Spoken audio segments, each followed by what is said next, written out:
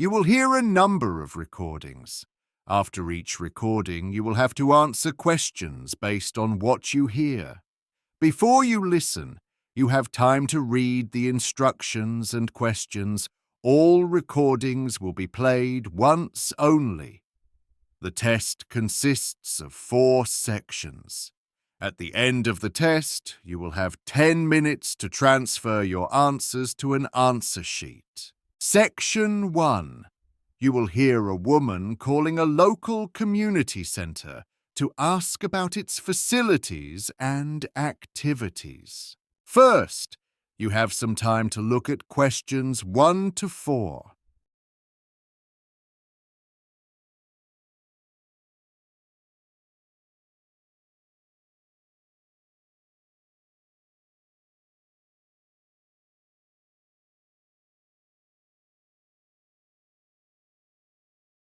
Listen carefully and answer questions 1 to 4. Hello, is that the Riverside Community Centre? Yes, it is. How can I help? My name's Laura. I've just moved into the area and wanted to find out what the centre offers. Of course. We've recently upgraded the building, so there's quite a lot available now. That sounds good. I'm particularly interested in learning new skills. In that case, you might like our expanded range of courses. We've added several new ones this year. Oh, what kind of courses? A wide variety, including cooking, photography, and languages. Great. My husband's quite keen on local culture. Is there anything related to that?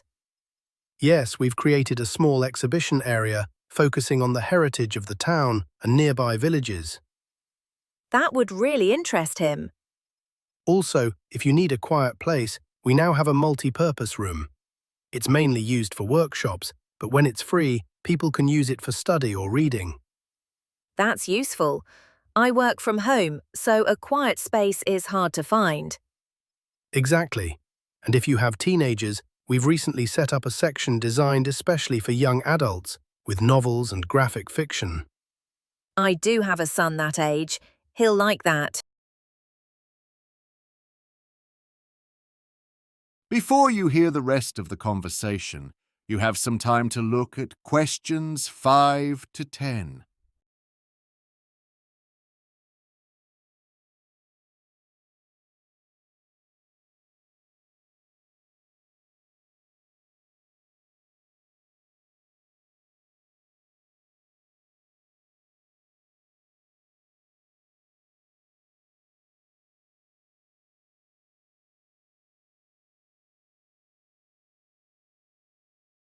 Now listen and answer questions 5 to 10. What about activities for younger children? We run several. For example, there's a weekly science workshop where children do simple experiments using items from the home. That sounds fun. It's very popular. We also organise a reading programme during the school holidays. How does that work? Children are encouraged to read 5 books, and if they complete it, they receive a small prize. Nice incentive. For adults, there are talks and events too. This Saturday, a journalist is giving a talk about a real-life investigation he worked on. Oh, that sounds interesting. In addition, we offer computer help sessions for anyone who needs assistance with technology. Do people need to book? No, there's no registration required. They can just come along on Wednesday mornings. I'll tell my father. He struggles with computers. He might also be interested in our free health service. Once a month, medical staff visit to check blood pressure and general well-being. I didn't expect that from a community centre. Many people are surprised. We also have a small shop selling stationery, postcards and notebooks. Very convenient. And finally, if you're driving, there's a car park behind the building, and it's free after 6 o'clock and on Sundays. Perfect. Thank you very much for all the information. You're welcome. We hope to see you soon. That is the end of Section 1. You now have half a minute to check your answers.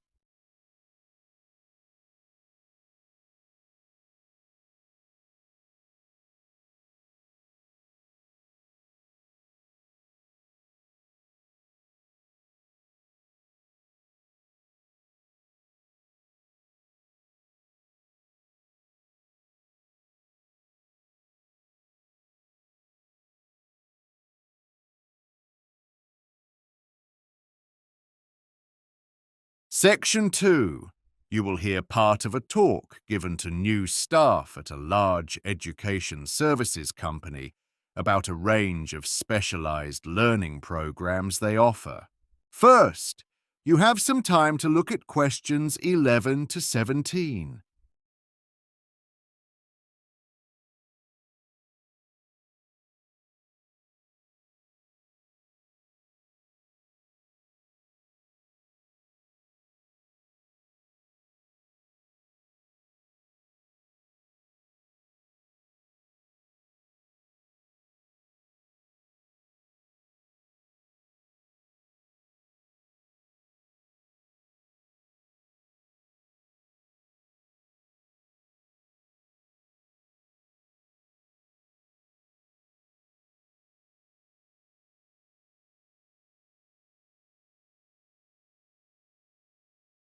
Now listen carefully and answer questions 11 to 17. In this part of your induction program, we're going to look at some of the more specialized courses provided by Brightpath Education. As you'll be aware, the education sector is becoming increasingly competitive, and it's essential to understand how learner demand is shifting. Looking first at age groups, students aged over 65 now represent a key segment for us, and enrollments in this group have been rising steadily over recent years. By contrast, participation among learners aged 31 to 42 remains relatively low, and there is currently no indication of growth in that category. At present, our largest group is still the 16 to 30 age range, although this group has experienced the sharpest decline in enrollment levels. On the other hand, there has been a clear increase in registrations from learners aged 55 to 64. As for those in the 43 to 54 bracket, numbers have remained stable, although they have not increased to the extent we had predicted. Across nearly all age groups, one clear trend is the growing popularity of programs that focus on a specific learning activity. I'm not referring here to highly intensive courses designed to test students under extreme pressure.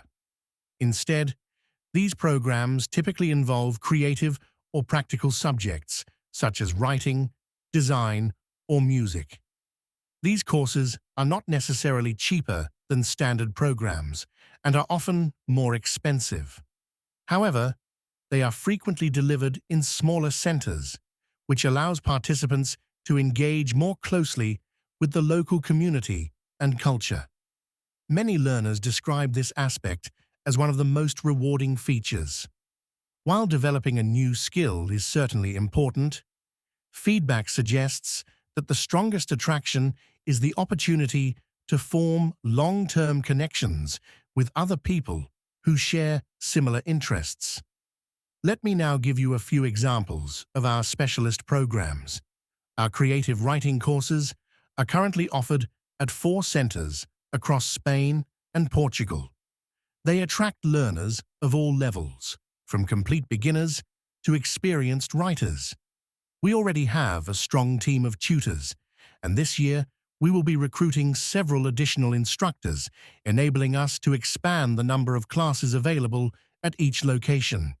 With regard to our culinary studies programs, many providers concentrate on the cuisine of a single country. However, our courses take a global approach, introducing learners to dishes from a wide range of cultures. As you might expect, there is a strong focus on high-quality ingredients, and most courses include a selection of vegetarian options. Our digital photography programs operate in a variety of countries, from Canada to Japan. Class sizes are kept small, allowing participants to receive individual guidance throughout the course. Field trips are organized with experienced local professionals, and each program concludes with a formal presentation of participants' work, followed by detailed feedback. Before you hear the rest of the talk, you have some time to look at questions 18 to 20.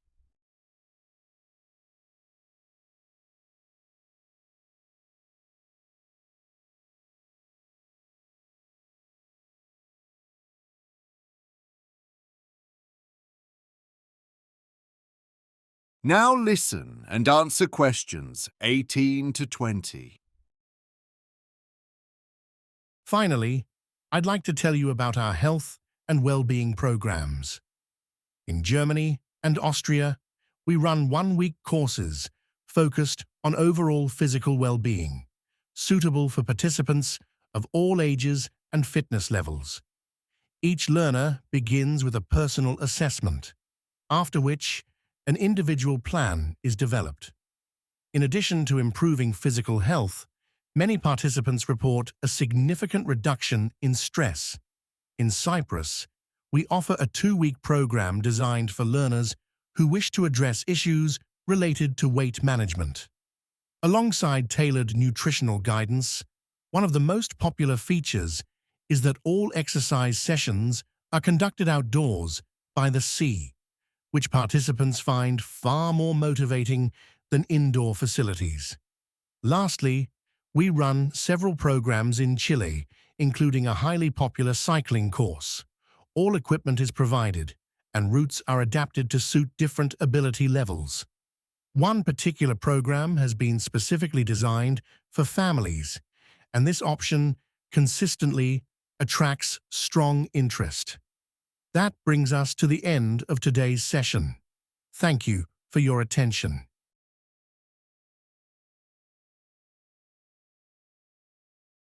That is the end of Section 2. You now have half a minute to check your answers.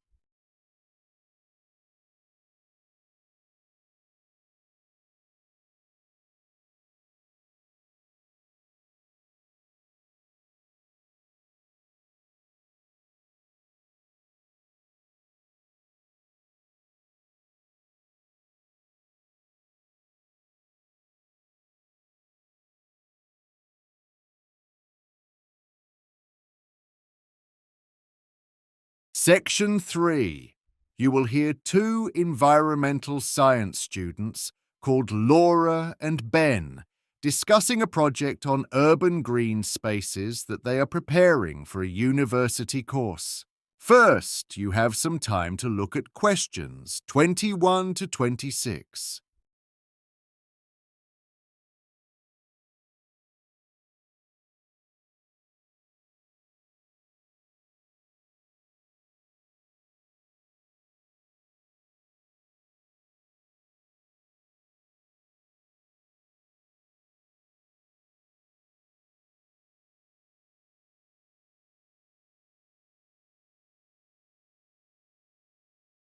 Now listen carefully and answer questions 21 to 26. Ben, I'm a bit anxious about this project. I've read some background material, but I'm not completely sure what's required for this kind of project report. I couldn't attend the seminar where Professor Hall explained the structure. Don't worry, it's actually quite manageable. We already know our focus, which is the role of urban green spaces in city neighborhoods. And you said you'd done some reading, right? Yes, I found several journal articles and summarized the key ideas. Did you keep a note of where each piece of information came from? Absolutely. I've learned the hard way how frustrating it is when you don't record that. Good. That means we can compare what we've read. The next step is to define a specific issue or requirement related to our topic. Right. And after that, we need to decide who we should talk to in order to gather first-hand information. Exactly. So, would that include people who manage the parks? And probably local residents as well? Yes, both groups would be relevant. That means we'll need to visit at least one of the green spaces ourselves. Though we might not need to do all the interviews on site. True. We could also speak to people working at the city council, for example, those responsible for urban planning. OK, so we'll have to prepare our interview questions carefully and arrange suitable times and locations. Yes, and that's likely to take quite a bit of organisation. If possible, we should also ask participants whether they can provide figures or numerical information to support our findings. What about visual material, like photos? I think we'll be able to collect enough of that ourselves. But one important thing Professor Hall mentioned was that we must check with interviewees whether we're allowed to use their identities in the report, or if they prefer not to be identified. I wouldn't have thought of that at all. After we've gathered everything, the next stage is analysis. So that means selecting the information that's most relevant? Exactly. We need to organize it carefully and examine it to see whether any general patterns or repeated features emerge. At this stage, it's more important to focus on overall tendencies than on individual facts. That makes sense. Then we need to decide how best to present the data visually, using things like tables, charts, or diagrams. Right. As for the written report, the structure is fairly standard. We start by outlining the issue and providing some background, then move on to the main sections. But unlike a typical report, we don't finish by offering recommendations. Really? Yes, instead, we end by posing one or more questions for the reader to consider, leaving them to decide what action should be taken. I didn't realize that was the case. Now you have some time to look at questions 27 to 30.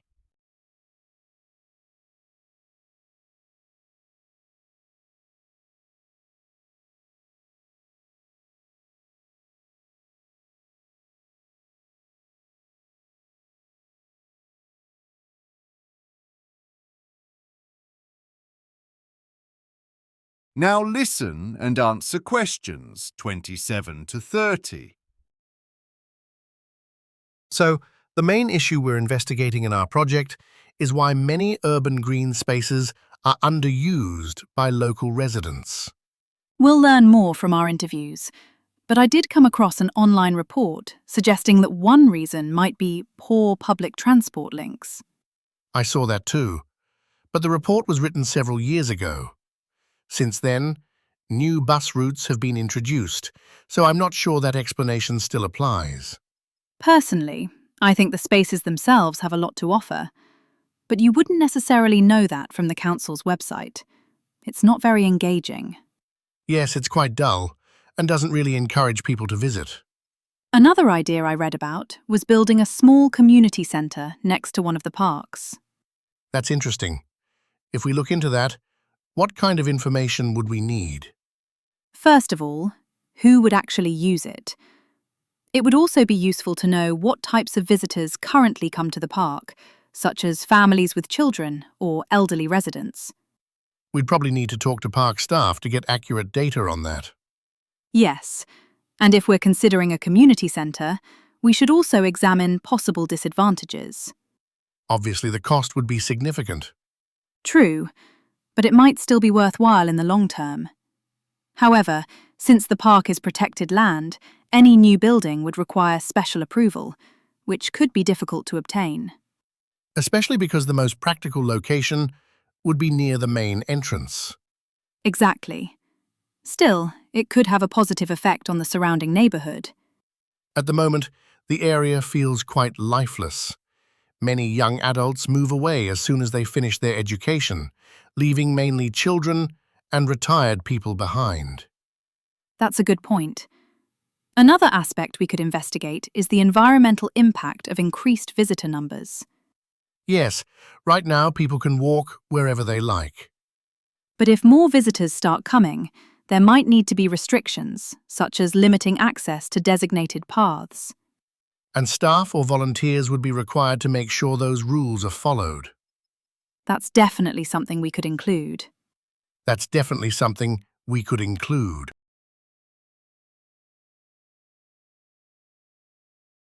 That is the end of Section 3. You now have half a minute to check your answers to Section 3.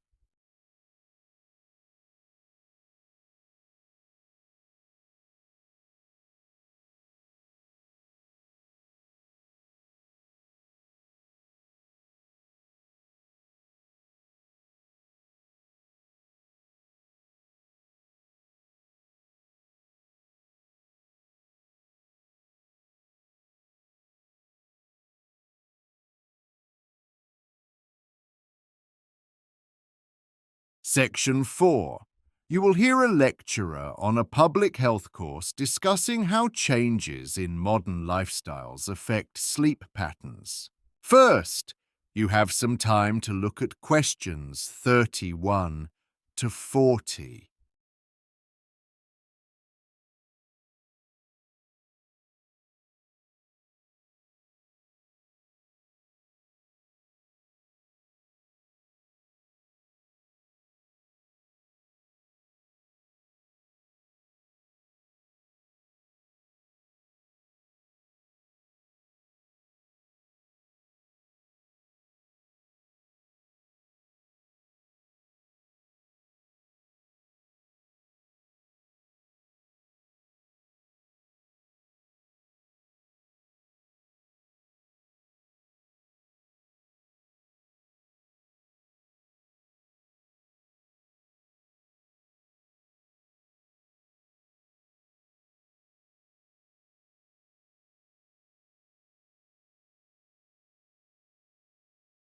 Now listen carefully and answer questions 31 to 40.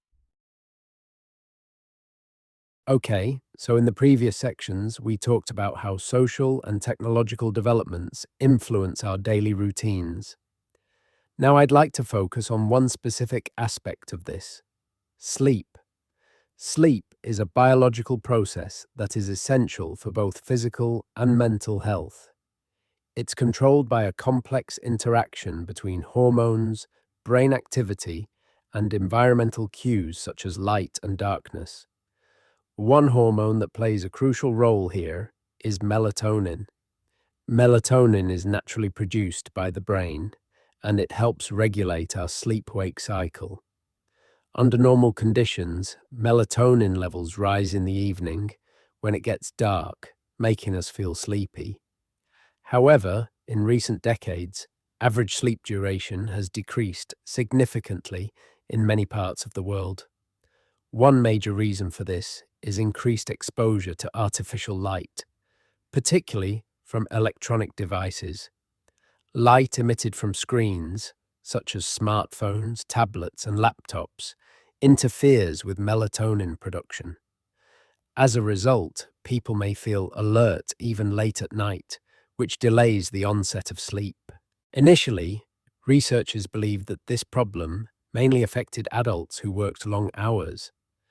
But more recent studies have shown that children and teenagers are also strongly affected, especially those who use digital devices before bedtime.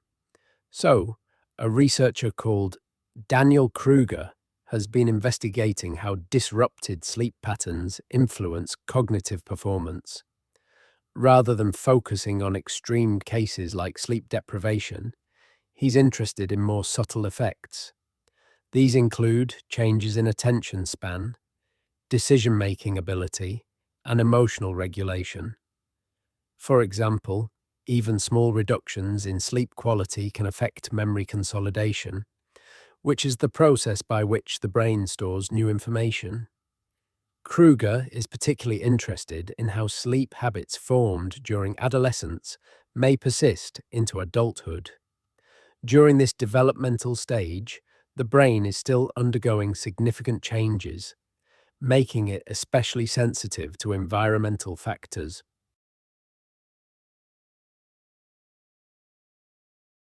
Now, Let's look at how this research is conducted. Kruger uses a combination of laboratory experiments and long-term field studies. In laboratory settings, participants sleep in controlled environments where light exposure, temperature, and noise levels can be carefully managed. This allows researchers to isolate specific variables and identify direct cause and effect relationships. However, laboratory studies also have limitations. People may not sleep naturally in unfamiliar surroundings, which can influence the results. That's why field studies are equally important. In these, participants track their sleep patterns at home using wearable devices over extended periods of time. Although there are more uncontrolled variables, these studies provide data that better reflects real-life conditions. So what does all this mean for society as a whole? One concern is workplace safety. Employees who experience chronic sleep disruption are more likely to make errors, particularly in jobs that require sustained concentration. Another issue relates to education. There is growing evidence that students who do not get enough sleep perform worse academically, even when they spend the same amount of time studying. There are also long-term health implications. Poor sleep has been linked to an increased risk of conditions such as obesity, cardiovascular disease, and depression. Pregnant women are a particularly vulnerable group. Research suggests that insufficient or irregular sleep during pregnancy may negatively affect fetal development.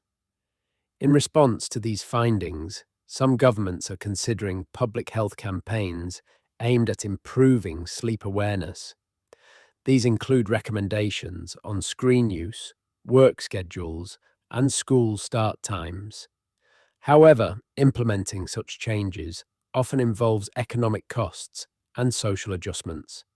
For example, delaying school start times may require changes to transport systems and parental work routines. In the end, the debate comes down to balancing productivity with long-term health and well-being. While modern technology offers many benefits, it also presents challenges that need to be managed carefully.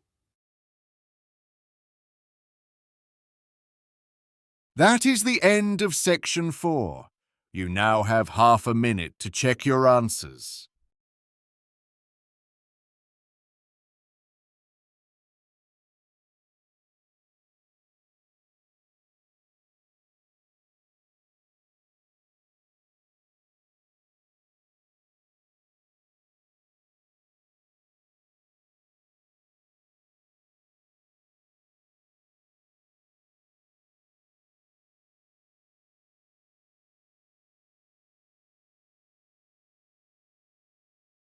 That is the end of the listening test.